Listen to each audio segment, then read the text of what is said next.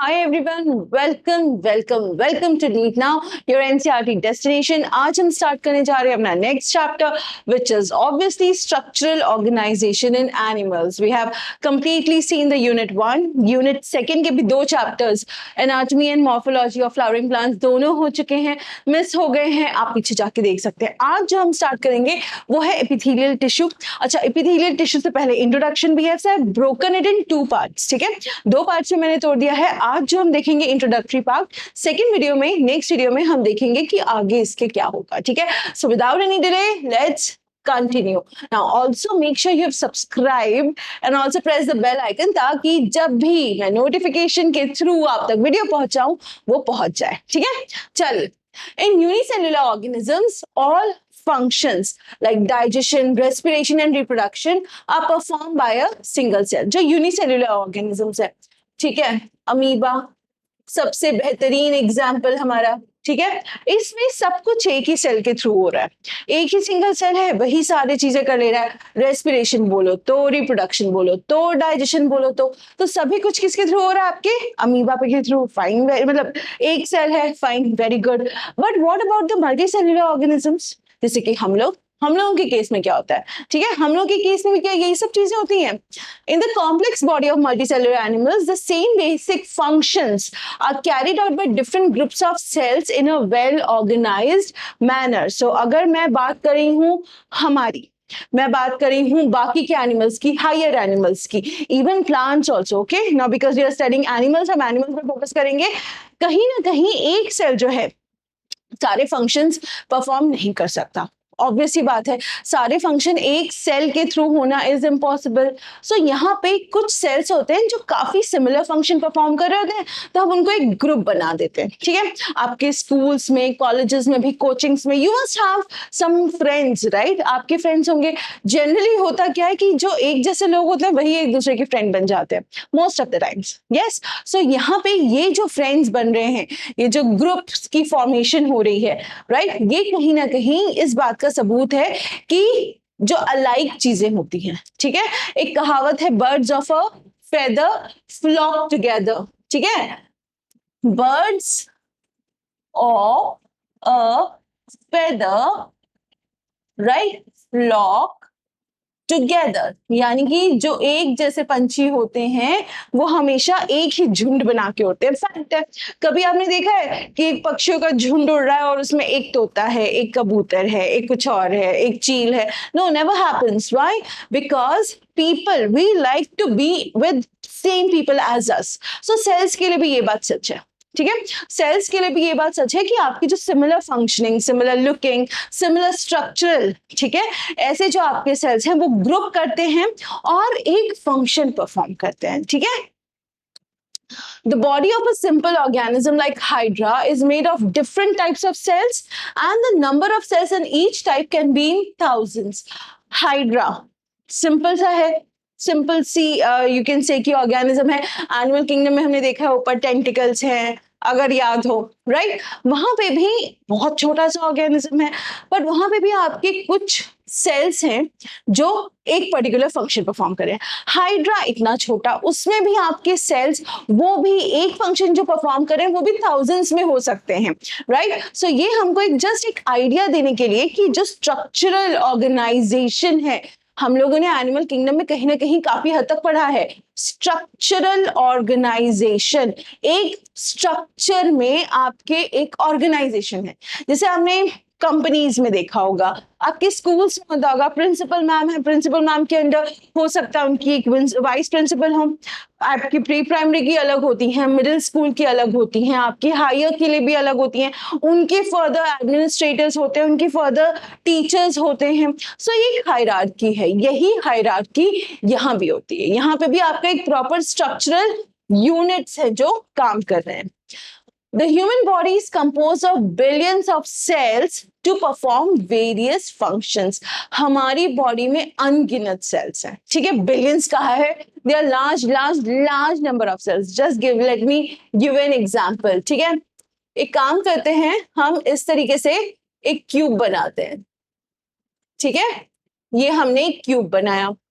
अब हम फर्ज करते हैं कि ये 1 mm का क्यूब है, यानी कि इसकी हर साइड जो है, जितने भी फेसेस हैं, सारे के सारे 1 mm के हैं।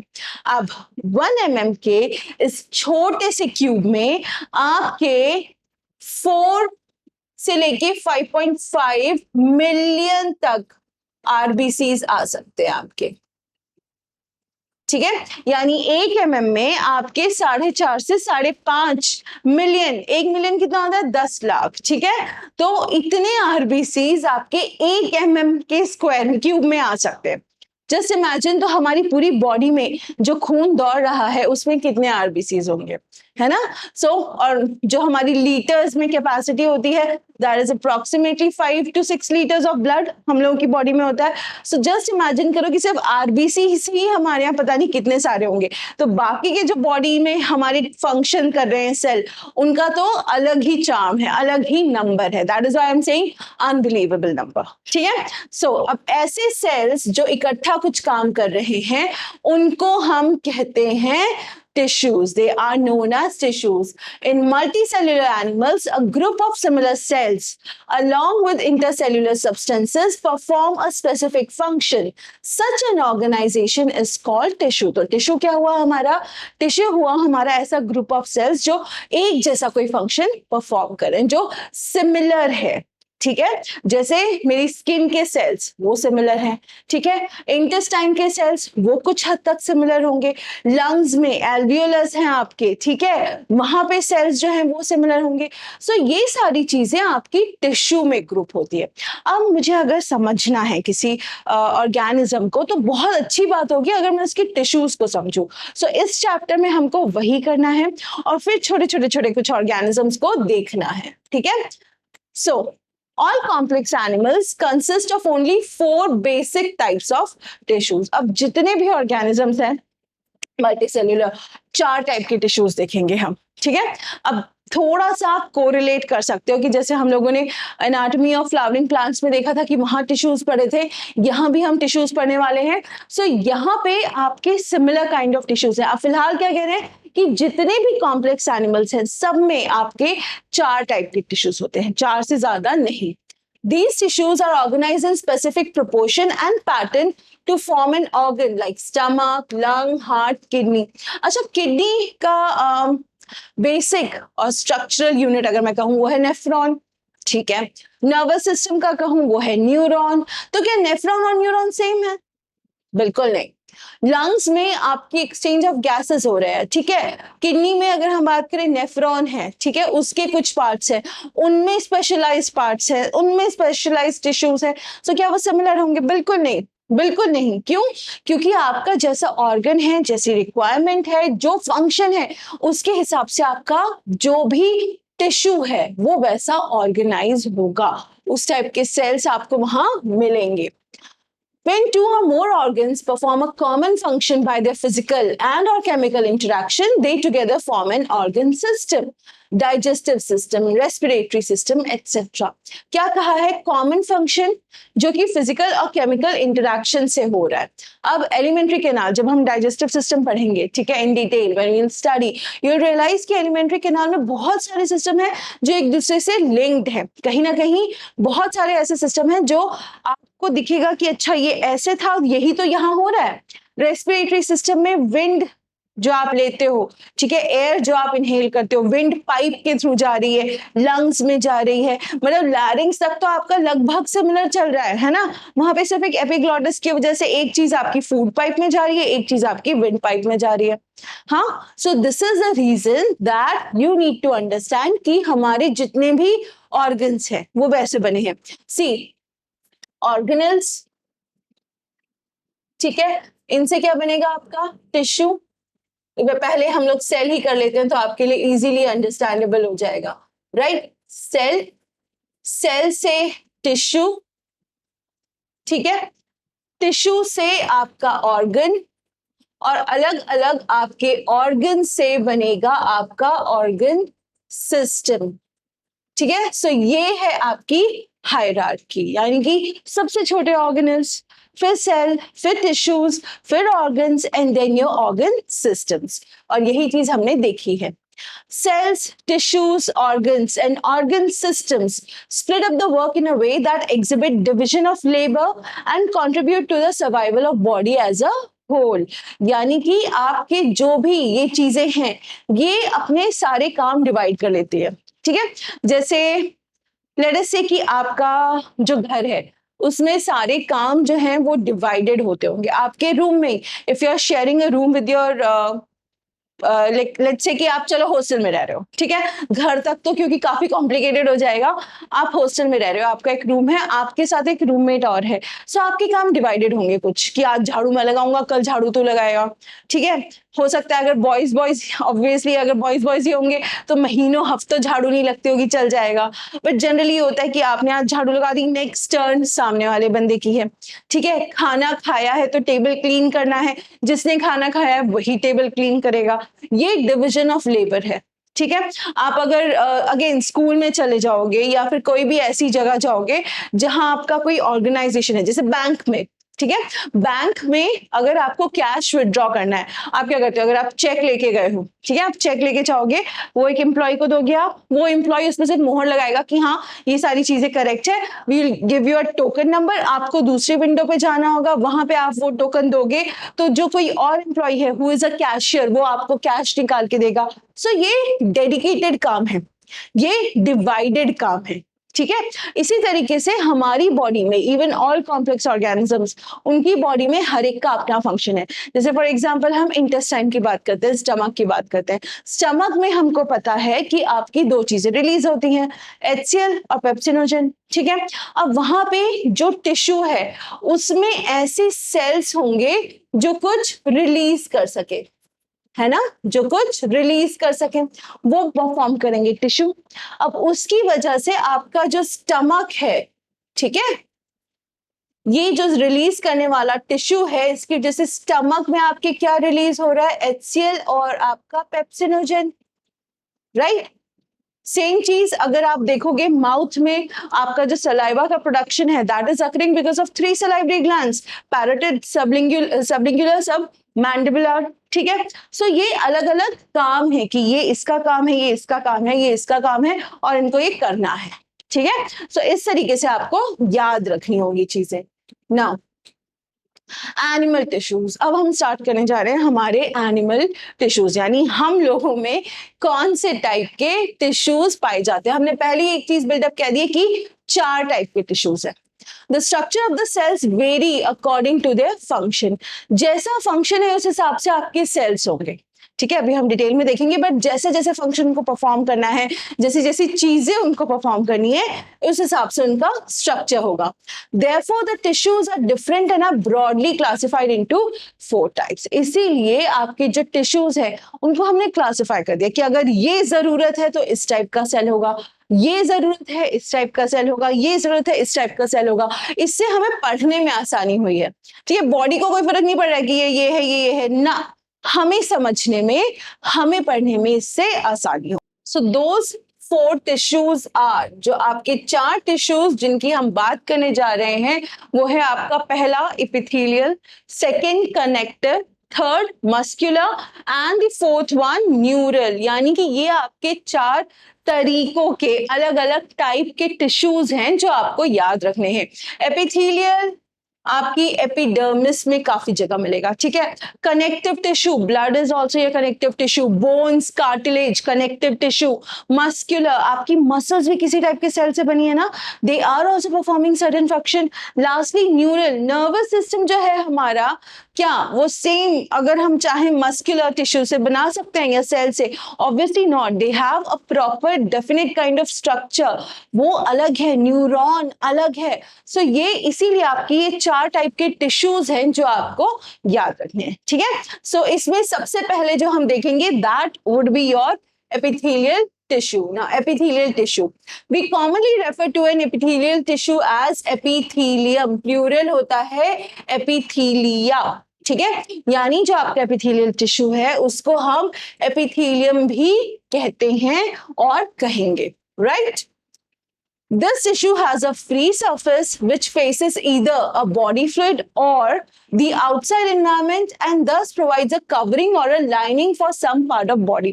जब हम प्लांट टिश्यू पढ़ रहे थे एक टर्म हमने पढ़ा था, ठीक है, एपिडर्मिस, ठीक है, ये वाला जो टर्म है this is made up of your epithelial tissues, ठीक है, या फिर आपका जो हम आगे से कहेंगे एपिथेलियम, ठीक है।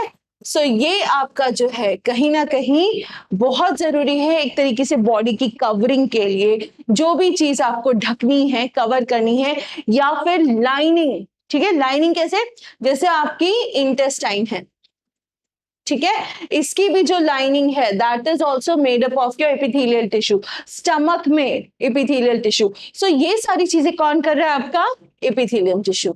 The cells are compactly packed with little intercellular matrix.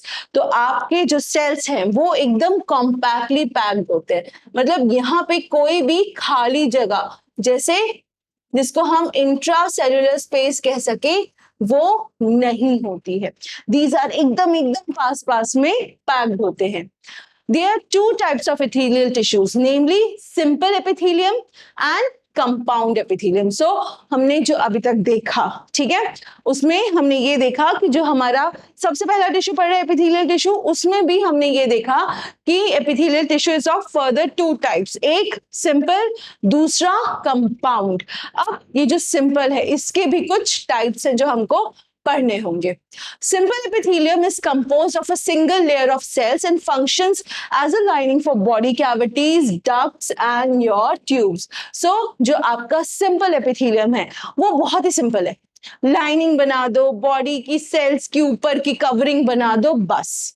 Compound epithelium consists of two or more cell layers and has protective function as it does in our skin. For example, इस तरीके से, ठीक है, ये आपका simple tissue हो जाएगा, ये आपका सिंपल टिश्यू है, ठीक है। ऊपर से अगर देखोगे कंपाउंड टिश्यू में लेयर्स होती हैं, ठीक है, थोड़ा सा बल्की होता है, थोड़ा सा बड़ा होता है, because it has further functions. जो लिखा है ना प्रोटेक्टिव फंक्शन जो है आपका, जो हमारी स्किन में, that is your compound epithelium, ठीक है। On the basis of structural modification of the cells, simple epithelium is further divided into three types. These are, अब ये जो हमारे simple epithelium है उसको हमने और डिवाइड कर दिया, squamous, cuboidal and columnar, ठीक है। तो अभी तक जो हमने देखी चीजें, ठीक है, वो क्या देखी कि जो हमारा एपिथेलियल टिश्यू है, ठीक है, जो हमारा एपिथेलियल टिश्यू है, एपिथेलियल टिश्यू को हमने दो में डिवाइड किया, एक था आपका सिंपल, राइट, और एक आपका कहलाया कंपाउंड। और कंपाउंड को ऐसे ही रख के हमने सिंपल को फर्दर तीन में किया, एक हो गया आपका स्क्वामस, ठीक है, एक हो गया आपका क्यूबॉइडल, ठीक है, और थर्ड हो गया आपका कॉलमनार। सो ये पूरी स्कीम है आपके एपिथेलियल टिश्यू की, यानी कि फर्दर डिविजन्स जो हैं वो इस तरीके से दिखेंगे, ठीक है। सो ये same thing once over, epithelial tissue simple and compound. Further simple के तीन है, स्क्वामस, क्यूबॉइडल और कॉलमनार। अब इतनी देर से हम ये सब बोल रहे हैं तो थोड़ा सा मन तो हो रहा होगा ना जानने का ये दिखते कैसे हैं। सो ओवर हियर, ठीक है, दिस इज योर स्क्वामस, सिर्फ एक सिंपल लेयर और कुछ भी नहीं, ठीक है, स्क्वायर सा है, एक layer of cell, this is just one layer of cell. यहाँ पे ये है आपके क्यूबॉइडल, ठीक है। स्क्वामस में याद रखना है कि आपको इस तरीके से बनाना है कि थोड़ा सा 3D काइंड ऑफ लुक आए, ठीक है। क्यूबॉइडल में थोड़े से जो आपके सेल्स हैं वो इस तरीके से हो जाएंगे कि क्यूब टाइप का लुक आए, ठीक है, बट सामने से ये अगेन ये ऐसे ही दिखेंगे। सो इसके पीछे खींचेगा, तो इसको बनाने का सबसे इजी तरीका अगर मैं आपको बताऊं, ठीक है, अगर हम बनाएंगे तो हम इनको क्या करेंगे, हम सिर्फ सिंपल आगे ऐसी लाइन खींचेंगे और पीछे इस तरीके से खींचना है, आपको इस तरीके से बनाना है। तो ये आपका क्या हो जाएगा, ये हो जाएगा आपका क्यूबॉइडल, ठीक है। नेक्स्ट कॉलमनार, कॉलमनार लंबे लंबे कॉलम्स, सिंपल इस तरीके से, ठीक है। कॉलमनार में फर्दर टाइप्स होते हैं, वो हम देखेंगे, बट फिलहाल सिर्फ आपको इतना याद रखना है। आज जो चीज हमने देखी वो ये देखी कि हमारे जो टिश्यूज हैं वो कैसे हैं, क्या फंक्शन करते हैं, सेल्स कैसे अरेंज किए जाते हैं। Secondly, what are the type of tissues in humans और complex animals? 4, epithelium, connective, muscular, neural. इसमें से हम पहला अभी पढ़ रहे हैं एपिथेलियम। एपिथेलियम में हमने देखा कि हमने एपिथेलियल को कवरिंग्स के लिए यूज किया है, लाइनिंग्स के लिए यूज किया है, ठीक है। उसको हमने फर्दर 2 में डिवाइड कर दिया, सिंपल, कंपाउंड। सिंपल वाला जो है वो सिर्फ लाइनिंग के लिए, कंपाउंड का प्रोटेक्टिव फंक्शन है थोड़ा। सिंपल को हम फर्दर 3 में डिवाइड करेंगे, पहला होगा स्क्वामस, क्यूबॉइडल, और थर्ड आपका होगा कॉलमनार, ठीक है। यहां तक बस इतना याद रखिए। फिलहाल आगे का जो है वो हम नेक्स्ट वीडियो में देखेंगे, when I meet you next time, ठीक है। Till then make notes, read NCERT, solve questions, just remember the names, ठीक है। I see you soon, thank you, take care.